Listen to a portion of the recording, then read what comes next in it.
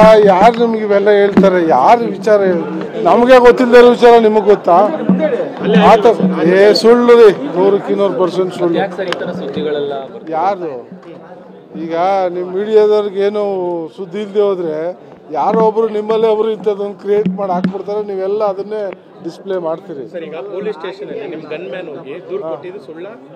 ನನ್ನ ಗಮನಕ್ಕೆ ಆ ವಿಚಾರನೇ ಇಲ್ಲ. ನೆನ್ನೇನು ಮಾತಾಡಿದ್ವಿ, ಯಾವ ತರ ಕಾಂಪ್ರಮೈಸು ಇಲ್ಲ, ಜಗಳನೂ ಇಲ್ಲ. ಫಸ್ಟ್ ಅಂತ ವಿಚಾರನೇ ನಮ್ ಗಮನಕ್ಕೆ ಬಂದಿಲ್ಲ. ಇದೆಲ್ಲ ಶುದ್ಧ ಸುಳ್ಳು.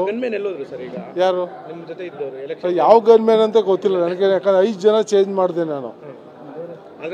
5 ಜನ ಚೇಂಜ್ ಮಾಡಿದ್ದೀವಿ. ಯಾವ ಗನ್ಮ್ಯಾನ್ ಇದು ಏನು ವಿಚಾರ ಅಂತ ನನಗೆ ನನ್ನ ಗಮನಕ್ಕಾರು ಬರಬೇಕಲ್ವ. ಜಗಳ ಆದರೆ ನನ್ನ ಜೊತೆಲೇ ಇರ್ತಾರೆ. ಜಗಳ ಆದರೆ ನನಗೆ ಮಾಹಿತಿ ಇಲ್ಲದೆ ಜಗಳ ಆಗುತ್ತಾ? ಅಂಥದ್ದೆಲ್ಲ ಸುಳ್ಳು. ಆಮೇಲೆ ಯಾರು ಅವ್ರ ಜೊತೆ ನನ್ನ ಹತ್ರ ಬಂದಾಗ ಅವ್ರ ಜೊತೆ ಯಾರು ಬರ್ತಾ ಇರಲಿಲ್ಲ. ಅವ್ರು ಒಬ್ಬರು ಇಬ್ಬರು ಬರ್ತಿದ್ರು, ಹೋಗ್ತಿದ್ರು ಅಷ್ಟೇ. ಅದು ಬಿಟ್ರೆ ಯಾರು ಜೊತೆಲಿ ಬಂದಿಲ್ಲ, ಜಗಳ ಮಾಡೋ ಅಂಥವ್ರು ಬಂದೇ ಇಲ್ಲ. ಈಗ ನಾಗರಾಜ್ ಶೆಟ್ಟಿ ಕೋಳಿ ಸಾಕಣೆ ಮಾಡಿ ಪ್ರತಿ ಬ್ಯಾಚ್ಗೆ 3 ಲಕ್ಷ ಗಳಿಸ್ತಿದ್ದಾರೆ. ನೀವು ಕೂಡ ಅವರಿಂದ ಕಲಿಬೇಕಾ? ಅವ್ರ ಜೊತೆ ವಿಡಿಯೋ ಕಾಲ್ ನಲ್ಲಿ ಮಾತಾಡಬೇಕಾ? ಈಗಲೇ ಫ್ರೀಡಮ್ ಆಪ್ ಡೌನ್ಲೋಡ್ ಮಾಡಿ. ನಾವು ಸ್ನೇಹಿತರು, ತುಂಬಾ ವರ್ಷಗಳಿಂದ ಸ್ನೇಹಿತರೆ, ಅದರಲ್ಲಿ ಏನೋ ಬೇರೆ ಎರಡನೇ ಮಾತಿಲ್ಲ. ಸೊ ಇದು ಏನಕ್ಕಾಯ್ತು, ಏನು ವಿಚಾರ ಅನ್ನೋದು ನಮಗೂ ಮಾಹಿತಿ ಇಲ್ಲ. ಸೊ ತನಿಖೆ ನಡೀತಾ ಇದೆ, ತನಿಖೆಯಲ್ಲಿ ಗೊತ್ತಾಗುತ್ತೆ ವಿಚಾರ ಸತ್ಯಾಸತ್ಯ. ಸೊ ಅದು ನೋಡೋಣ ಇನ್ನು ತನಿಖೆ. ಸೊ ಆ ಥರ ಏನಿಲ್ಲ ನೋಡಿ.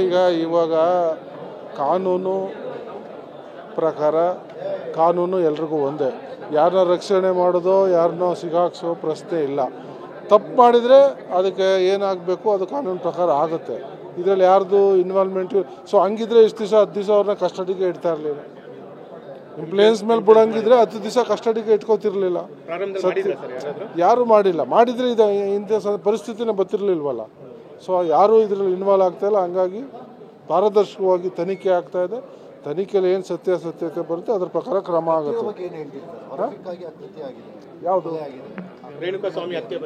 ಈಗ ಹತ್ಯೆ ಆಗಿರೋದು ಖಂಡನೀಯ, ಅದರಲ್ಲಿ ಎರಡನೇ ಮಾತಿಲ್ಲ. ಯಾರೇ ಹತ್ಯೆ ಮಾಡಿದ್ರು ಅದು ತಪ್ಪು, ಇಂಥದ್ದು ಆಗಬಾರ್ದು.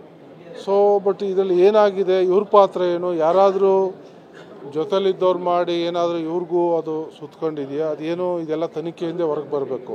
ಸೊ ನಮಗೂ ಅದ್ರ ಬಗ್ಗೆ ಏನು ಮಾಹಿತಿ ಇರಲ್ಲ. ನಿಮ್ಮ ಮುಖಾಂತರ ಏನು ದಿನನಿತ್ಯ ನೋಡ್ತಾ ಇದ್ದೀವಿ ಅದೇ ಅಷ್ಟೇ ಗೊತ್ತು ನಮಗೂ. ಆ ಥರ ಕೆಟ್ಟ ಮನಸ್ಸು ಅಲ್ಲ, ಕೊಲೆ ಮಾಡೋ ಅಂಥ ವ್ಯಕ್ತಿನೂ ಅಲ್ಲ.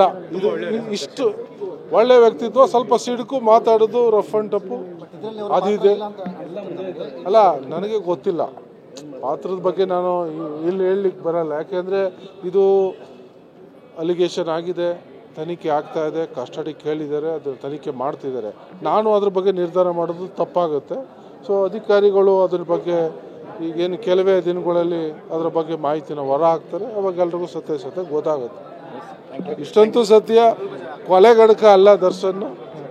ಒಳ್ಳೆ ವ್ಯಕ್ತಿತ್ವ ಇರುವಂಥ ವ್ಯಕ್ತಿ. ಸ್ವಲ್ಪ ಸಿಡುಕು ಮನೋಭಾವ ಇದೆ.